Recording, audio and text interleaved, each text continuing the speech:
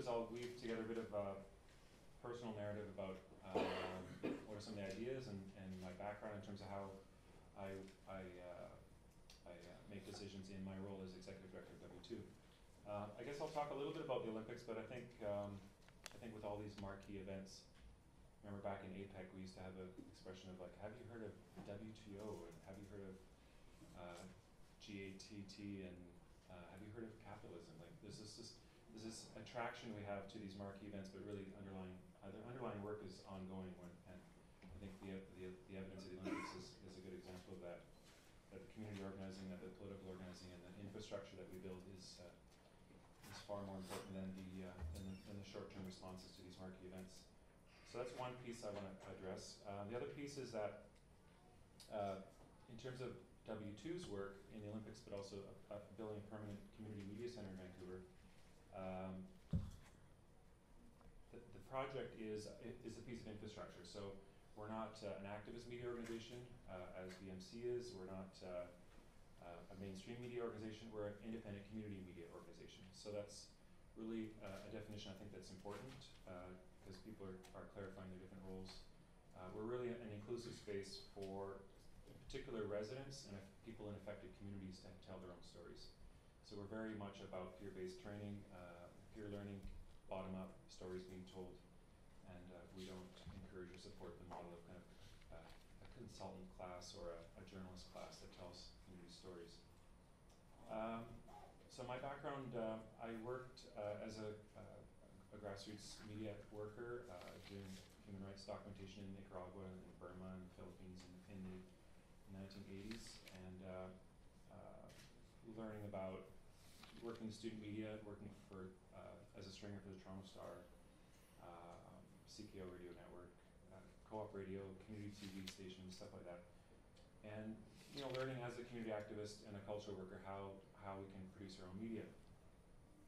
I remember around the APEC summit, myself and a dozen other activists were, our photos were faxed to the media from the RCMP saying, watch out for these activists. These are this kind of preemptive smearing, like David showed how they kind of goaded and promoted Gord Hill's responses to promote his militant perspective as a kind of a broad stroke against critical thinking, critical voices being heard.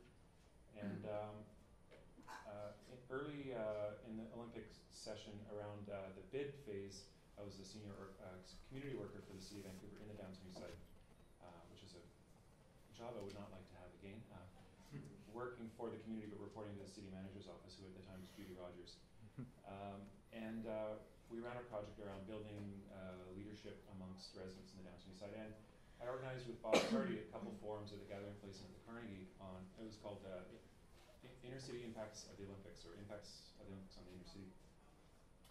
Really, really good symposia, and 2 days, and I know I got fired for doing that, and got rehired and got decertified from the union and all kinds of stuff like that. But long story short was we actually did some good work at that period, and David was involved as well with the housing table, around trying to proactively negotiate some terms that if the bid was successful, that there was some benefits with the inner city. Everything from social purchasing, hiring, building 2,400 units of social housing, these things. So that when and if the bid was successful, that we actually had some policy framework to fight for as community organizers in our neighborhood. And it's interesting, I found actually some of the best coverage of the games afterwards was things like Al Jazeera English. There's very, very few reporting actually on the ICI, because that's something that was a very, very easy way to measure whether or not the Olympics actually had delivered their commitments. In fact, they had priorities for the SkyTrain line to the airport, the highway to Whistler, but clearly they had no interest in this. And in fact, I remember listening, having an argument with the head communications guy from the Olympics at a conference one time, and he was saying to these foreign journalists how, well, they couldn't get agreement in the downtown Eastside to build this housing, that's why they didn't do it, which was such a crock of shit, because in fact, the housing table was in fact one of the best examples of everybody in the downtown side, all the agencies, all the advocacy groups all agree on one thing, which was that housing plan. I think the Vancouver Sun reported on that housing plan. I think the headline was something like, 2 billion plan, how unsustainable that would be. But that was actually how the bid was sold to some people, including Jim Green and others that then went on to support the bid. Moving forward, that personal experience, and also think about how political movements need media infrastructure, and the WTO in Seattle had a really good model of an indie media center. I think myself and other people were fairly convinced that the security establishment around the games would be serious enough that the VMC space was likely under threat, that the democratic expression of Vancouverites to tell their own stories was under threat, and we, several years before the games, thought about the need around how can we create an inclusive space where an independent media center can operate both for local journalists and foreign journalists. And so we started thinking about how we could use the space at Woodward's as a media center to deliver that right in the belly of the beast. And unfortunately, as infrastructure, this is a side of infrastructure now, and building bricks and mortar stuff, not just ideas and editorial policies, but in terms of the infrastructure, Woodward's complex was late. We thought we'd open in September '09 and have this fairly very progressive media center that could house hundreds of journalists and play the role of what David described as this kind of different pieces of the media infrastructure for this marquee event. Needless to say that we were way behind schedule in construction, and some of you who are following it, we're actually just opening in a couple of weeks for our second floor, and the rest of the media center will be open in January, February, March. So we're trying to figure this out and trying to figure out who and how we would design this facility. We were working arm's length with a group called True North Media House, really trying to figure out whether we had a basis of unity with them, and whether there was any kind of strategic opportunity for both parties to work together. We ended up deciding to work together, and W2 leased a 13,000 square foot building at 112 West Hastings. That was where we were housed during the Olympics. And just as around when we were committing to the lease, we actually chose not to move forward with True North Media House because they weren't providing any material support, and their ideas turned out to be just kind of virtual. So, which I just want to flag because it's an interesting story around the experiment that we ran, and some of what I'm telling you is with these experiments, some of them succeed and some of them don't. I think the interesting thing that Vancouver's well known for is this whole social media phenomena, and someone, a PhD student in England who was researching all this kind of stuff, tracked Twitter traffic from W2, from True North Media House, and from the Olympics. And they noticed a really interesting phenomenon, which was that the True North Media House, the Olympic tweets were basically a big fat broadband out with no interaction, all emanating from one source. True North Media House is kind of emanating from about mostly 4 or 5 people, and they were kind of retweeting each other, but it makes it fairly, it was a thinner, but it was multi-track, but it was kind of all in one direction with a bit of interaction. Whereas the W2 tweets were this kind of cauliflower effect, where we had multiple tweeters in different distinct clusters and all communicating in different areas and different outreach strategies. So that was an interesting and a rewarding or a satisfying feeling, like that we were in fact reaching diverse communities, and we were reflecting diverse communities in different voices. But by and large, I actually just read and scanned a search hashtag for TNMH during the Olympics, and I found 400 tweets that I read, and I found 0 of them actually doing any journalism. Like 0 of 400 actually had any journalistic, I would say journalistic qualities to them, either investigative or news gathering. They were either puck journalism or parties, events, cultural, or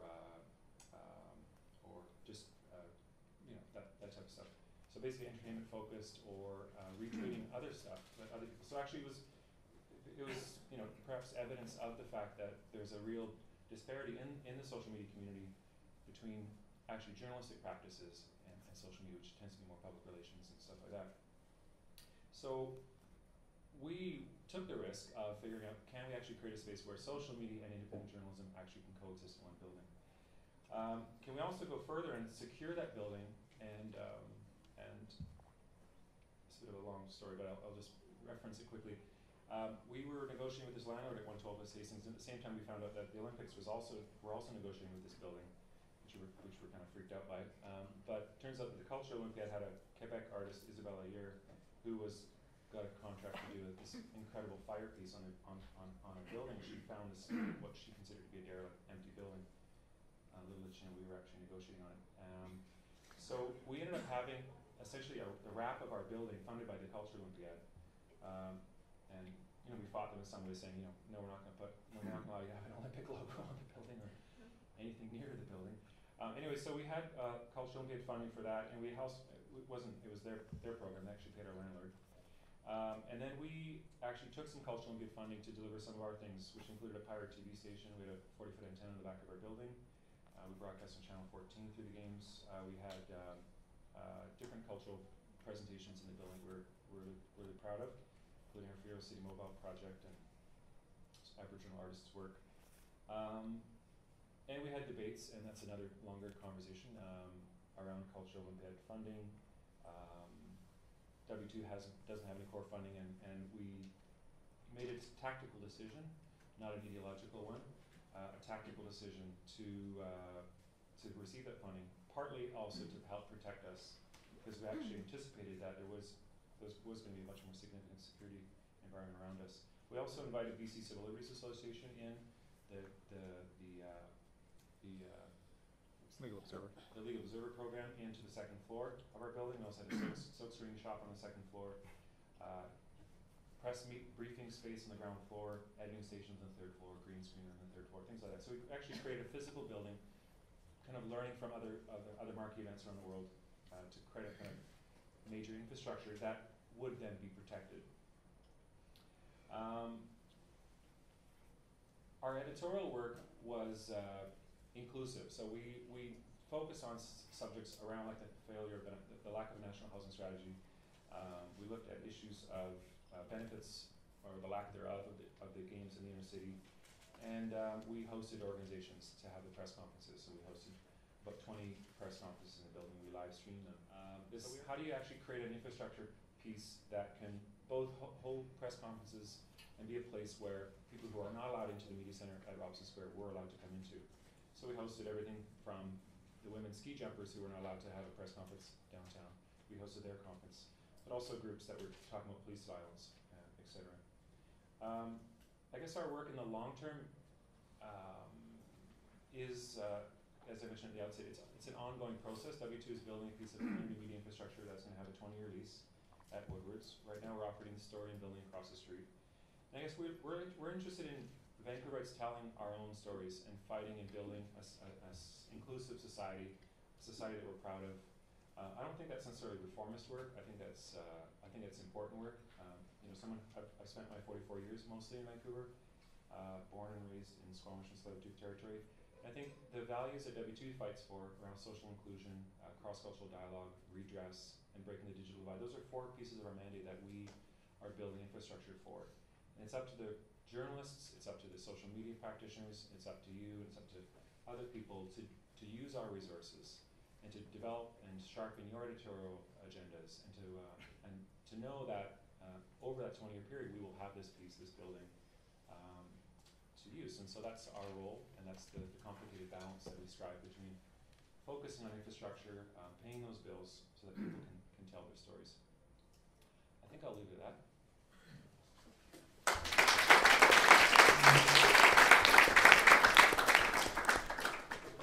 Okay, well, I want to thank our panelists, and from my point of view, I think what's fascinating about our panel is we have before us a group of people who speak of a field of practices around protest and opposition that happen at global events.